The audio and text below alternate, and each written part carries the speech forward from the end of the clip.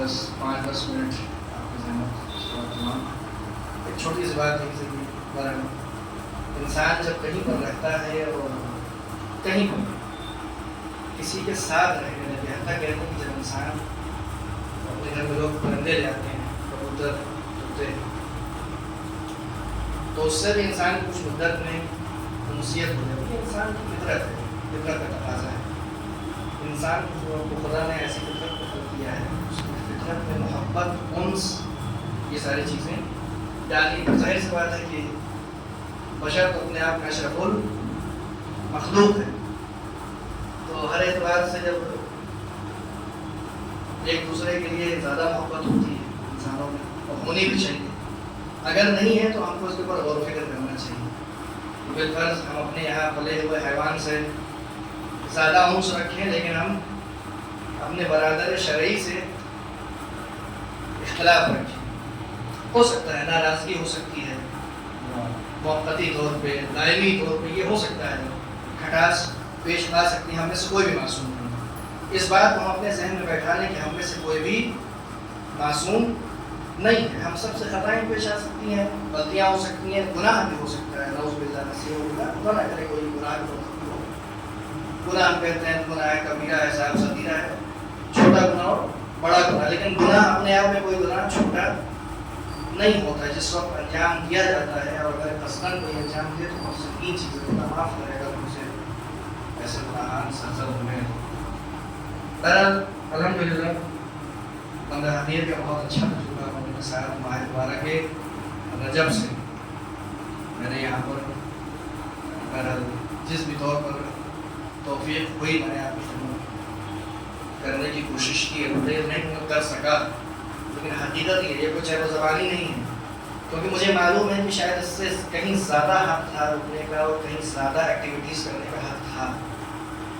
اور بہت سی باتیں ہو سکتی تھیں، بہت سے کلاسز ہو سکتے تھے. اور میں نے ایک کلاس ابھی حال میں آپ لوگوں نے اطلاع ہو گیا وہ رکھا بھی تھا، اور کچھ افراد اس میں شرکت بھی کرتے تھے.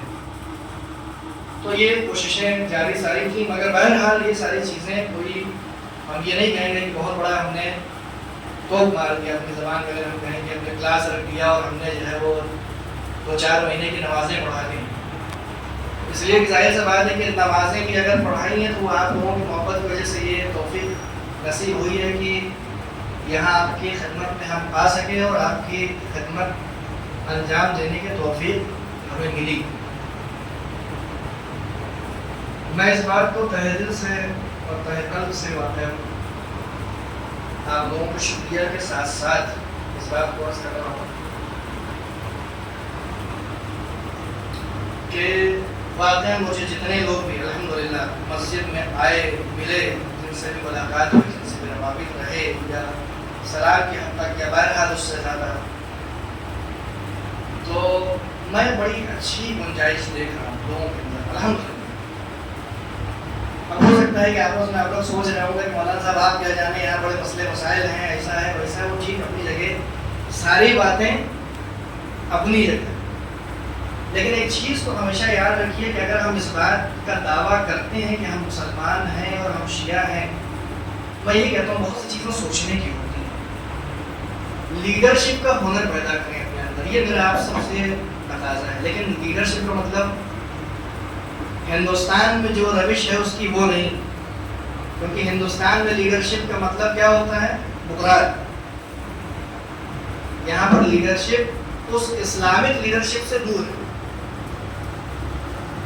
آپ دیکھیں کہ ائمہ کی خدمت میں، یا میں آپ کو غیر معصوم کی مثال دوں گا، ایران میں آیت اللہ خامنئی صاحب رضی اللہ علیہ، وہ ان کی بہرحال مثال لوگ ہو سکتا ہے یہاں پر بیٹھ کے اپنے گھروں میں بڑے آرام سے بیٹھ کر کے ان کے خلاف کوئی بات ضرور کہہ دیں، لیکن ذرا غور و فکر کیجیے گا کہ ہم سے ایک فیملی نہیں سنبھالی جاتی. حقیقت ہے کہ نہیں ہے؟ کبھی بیوی سے اختلاف، کبھی بچوں سے اختلاف، کبھی بھائی سے اختلاف، کبھی بہن سے اختلاف، اور یہ مسائل یہاں تک پہنچ جاتے ہیں کہ حتیٰ کبھی کوئی بعض اوقات مسائل شرعی حد اور حدود سے پار ہو جاتے ہیں. گریبان پکڑ لینا، نعوذ باللہ گندی زبان استعمال کرنا، اور اس کے بعد یہ دیکھنے کو بھی ملتا ہے کہ صاحب دشمنی ہوئی تو ہوئی، پھر وہ تا قیامت دشمنی رہتی ہے۔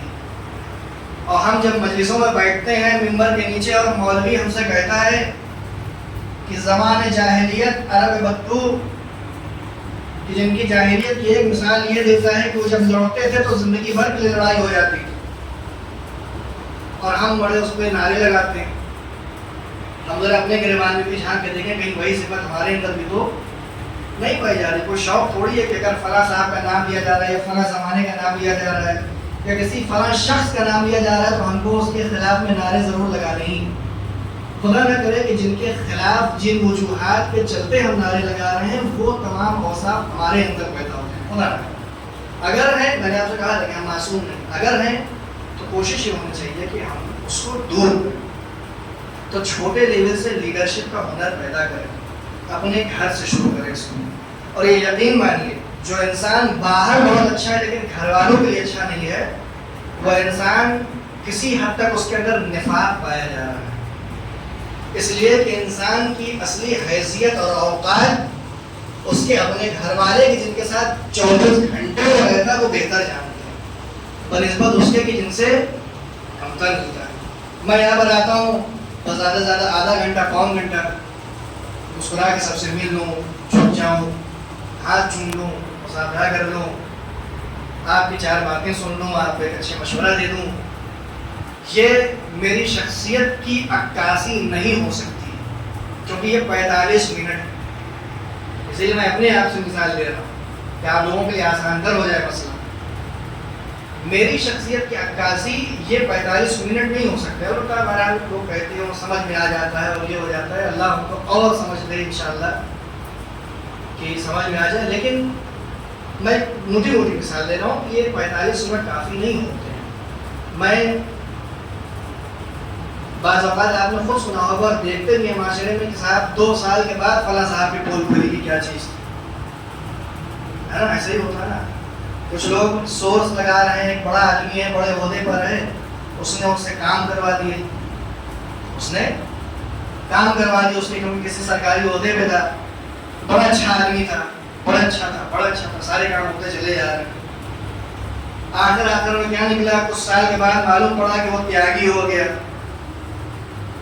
سمجھ رہے میری بات؟ تو کس کے اندر خدا نہ خاصہ کون سا شیطان بن رہا ہے، یہ اس انسان سے بہتر اپنے بارے میں کوئی نہیں جانتا، کوئی دوسرا نہیں سمجھ سکتا۔ لہٰذا دوسروں کو سدھارنے سے بہتر اور دوسروں کو کنڈیم کرنے سے بہتر یہ ہے کہ اپنی اصلاح کی جائے۔ میں اپنے لیے کہہ رہا ہوں، اس بات کو سب سے پہلے میرے اوپر لاگو ہوتی ہے کیونکہ میں اس بات کو کہہ رہا ہوں، اور صرف یہ میرا اپنی جیب سے کئی بات نہیں ہے، حدیث میں بھی یہی باتیں بولتی ہیں۔ باقاعدہ ایک معروف حدیث کی تلخیص یہ ہے، ایک جملہ ہے، من عرف نفسہ فقد عرف ربہ، یعنی جس نے اپنے آپ کو پہچان لیا اس نے اپنے معبود کو پہچان لیا، اپنے رب کو پہچان لیا۔ تو اپنے کو پہچان لیا، اپنے آپ سے فرار نہ کریں، خدا اپنے آپ سے فرار نہ کریں۔ میرے بزرگان یہاں پر بیٹھے ہیں، میں ان سے صرف درخواست کروں گا کہ بہرحال ان کے یہاں چھوٹے ہیں اور چھوٹوں کے ساتھ بے شک وہ مجھ سے کہیں زیادہ اپنے سے چھوٹوں سے مجھ سے زیادہ بہتر سے طریقے سے پیش آتے ہیں، لیکن جہاں کہیں بھی بڑا ہو چھوٹا ہو ہر فرد کو اپنے اندر اصلاح کی ضرورت ہے۔ جہاں کہیں بھی آپ کو لگے کہ ہم کو اصلاح کی ضرورت، وہاں ہم اصلاح ضرور کریں۔ یقین مانے ہر فرد ہم میں سے اپنی اصلاح کی اگر ذمہ داری لے لے تو ہم کو دوسروں کو سجانے سنوارنے اور کنڈیم کرنے اور سدھارنے کی ضرورت نہیں پڑے گی۔ اگر پھر بھی رہ جاتا ہے تو وہ سیکنڈری کام ہے، 30% یا 20% رہ جائے گا، لیکن یقین کریں 80% مسئلہ ہم اپنی ذمہ داری لے لیں تو معاشرہ سدھر جائے گا۔ ایسا ہی ہے، اس کے علاوہ کوئی حقیقت نہیں۔ یہ بہرحال میرا اپنا تجربہ، باقی بزرگان اس سے بہتر تجربہ رکھتے ہیں۔ تو خیر الحمدللہ میرا یہ کہنا ہے کہ ماشاءاللہ خدا لوگوں کو اور آپ کے توفیقات میں اضافہ کرے۔ میرا بہت اچھا تجربہ آپ لوگوں کے ساتھ رہا۔ یہ میں زبانی نہیں کہہ رہا ہوں، اس لیے مجھے اللہ کے یہاں جواب دینا ہے،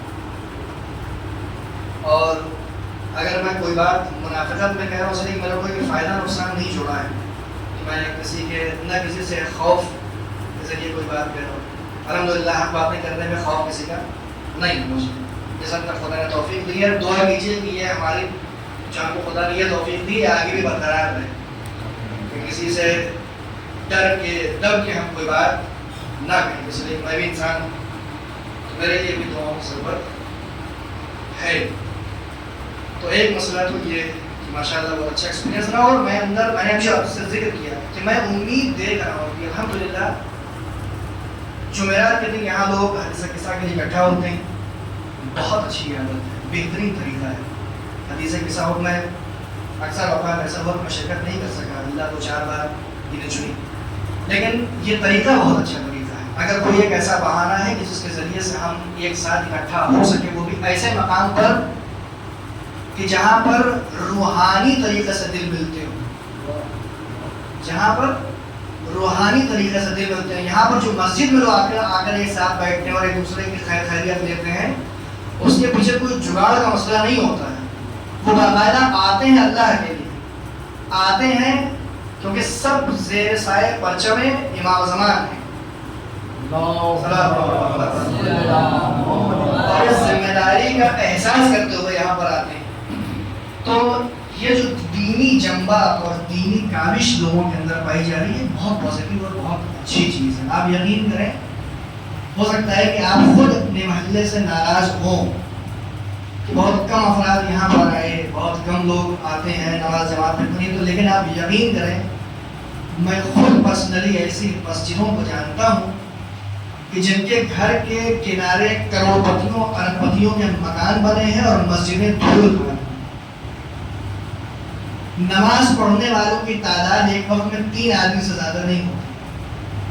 مسجد نام کی مسجد, ایسی بھی مسجد. الحمدللہ. البتہ ہم کو مقایسہ ان سے نہیں کرنا ہے کہ ہم خوش رہیں, ہم کو اوپر والوں کو دیکھنا ہے تاکہ ہم اوپر جا سکیں, اوپر پہنچ سکیں. پیچھے والوں سے اپنا مقایسہ کریں گے تو حالات بہت سے بدتر ہوتے چلے جائیں گے. لہٰذا اپنے سے اوپر کوشش کریں, اپنے سے بہتر مسجد کے مقابلے میں آئے. مقابلے سے مراد یہ نہیں کہ ان سے خدا نہ خاصہ کوئی دشمنی, اللہ کے گھر کا ایک حق ہے اور حق کی یہاں پر بات آئی ہے. تو میں یہ حدیث بیان کرتا چلوں, عربی کی عبادت نہیں پڑھ, اس کا ترجمہ کرتا چلوں. رسول خدا حضرت محمد مصطفیٰ صلی اللہ علیہ وسلم,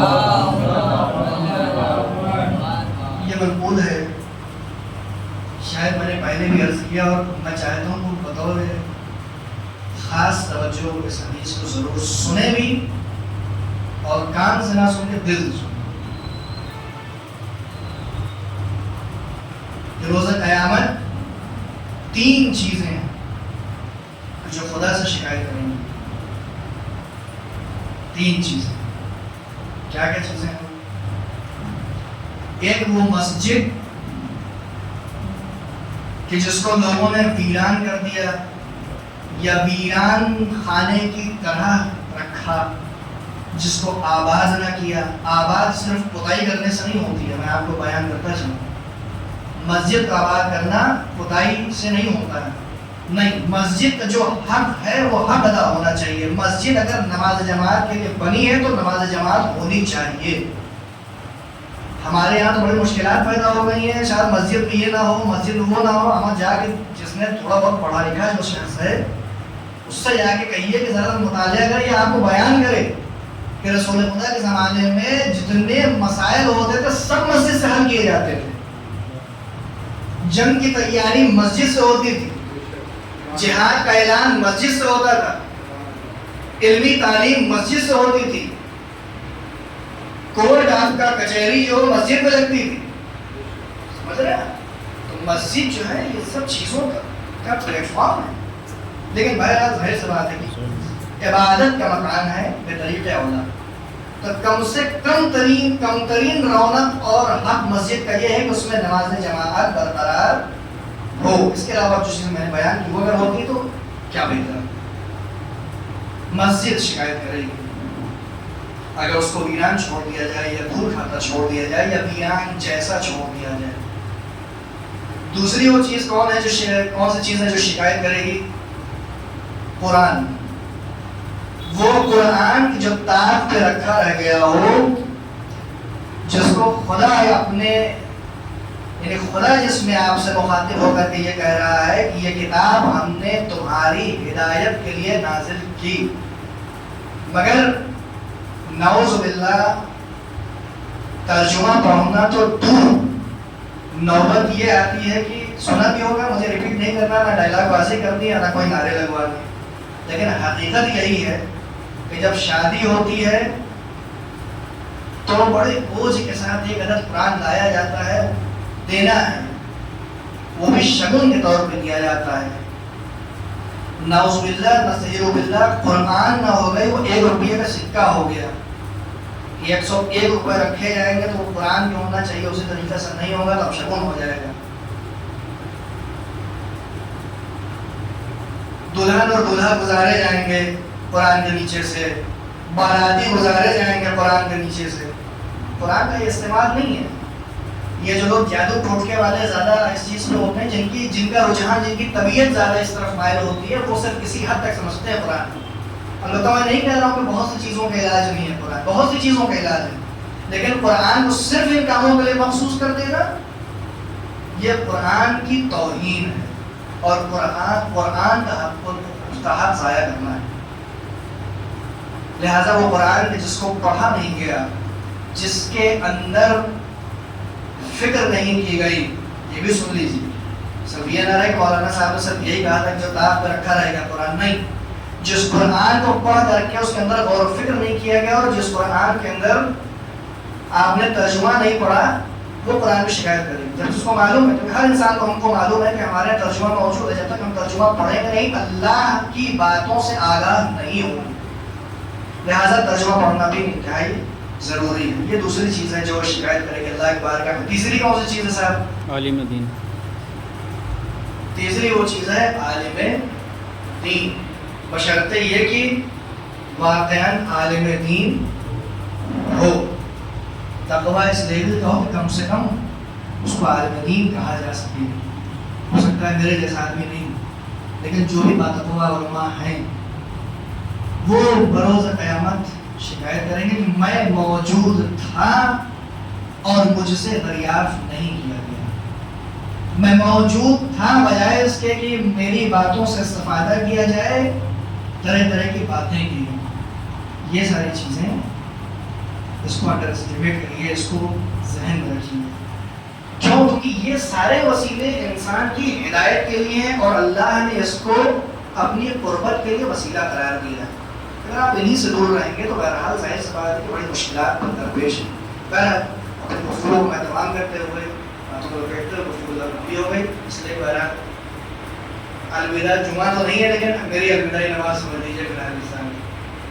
تو آپ لوگوں سے، جہاں میں آپ لوگوں کا واقعاً تہہ دل سے شکر گزار ہوں کہ آپ لوگوں نے اپنی عزت اور اپنی محبت دی کہ آپ کی خدمت میں آپ لوگوں نے سنائے رکھا کہ میں حاضر رہوں، اور کسی حد تک جو مجھے معلومات ہوا آپ تک پہنچاؤں، منتقل کروں۔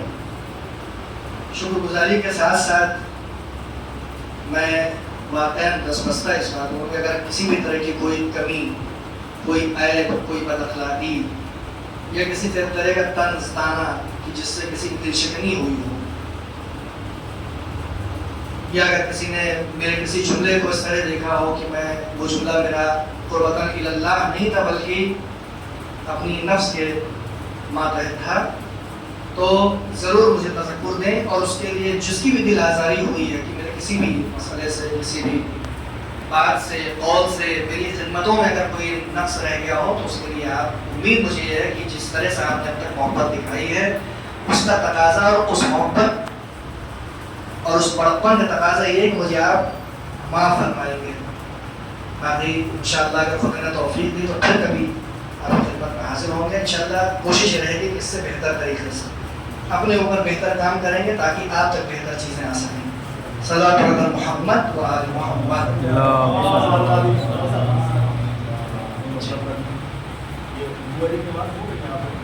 جی ہاں، مشکل نہیں، مشکل نہیں، صف اتصال سے چھوڑ دیں، مشکل یہاں پڑھیں تو وہ بہتر ہے، لیکن صف اتصال میں اللہ اکبر، اللہ اکبر، اشہد ان لا الہ الا اللہ، اشہد ان لا الہ الا اللہ، محمد رسول اللہ۔